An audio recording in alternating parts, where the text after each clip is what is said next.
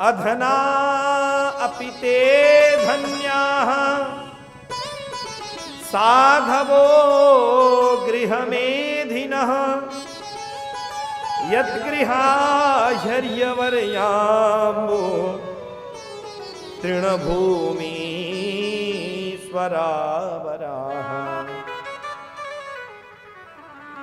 संतों की प्राप्ति यदि हमें हो गई तो हमें यह सावधानी पूर्वक समझना चाहिए कि आज भगवान हमारा वर्ण करने के लिए तैयार है। आप सब स्मरण करिए, सुग्रीव के मन में नाना प्रकार के दोष हैं अंतःकरण में।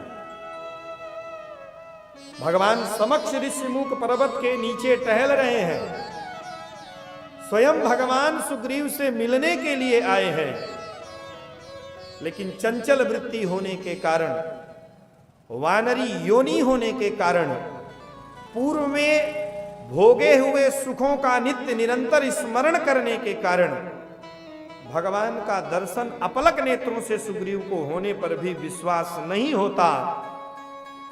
और सुग्रीव कहते हैं कि हे हनुमान जी महाराज, देखो कहीं बाली ने तो नहीं भेज दिया मेरा हित करने के लिए। भगवान समक्ष है।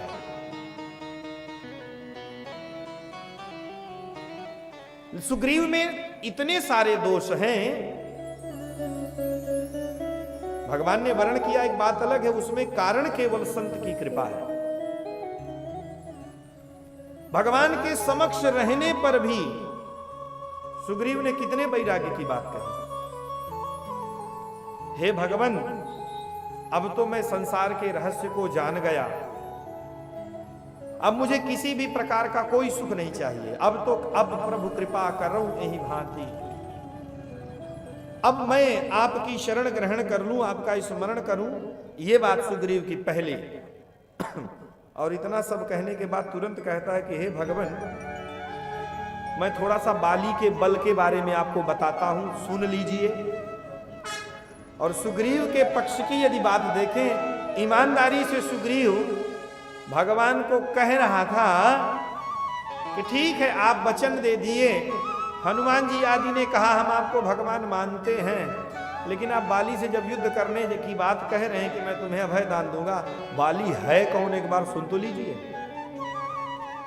भगवान कह रहा वाणी से, लेकिन हृदय से स्वीकार नहीं कर रहा।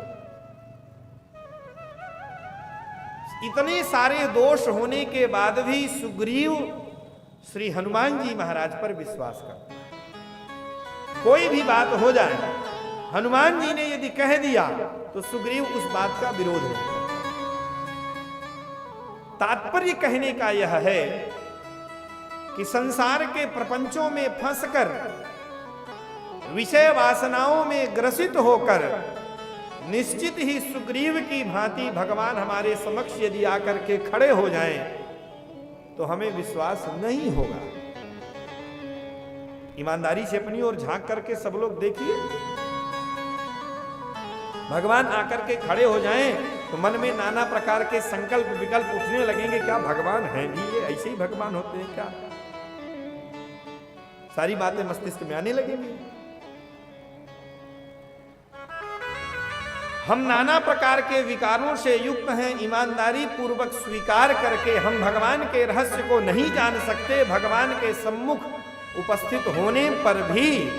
लेकिन भगवान को जानने वाले यदि संतों को जान जाएं, संतों की शरण ग्रहण कर लें, तो निश्चित ही हमारा कल्याण होगा। इसमें किसी भी प्रकार का कोई संदेह नहीं है।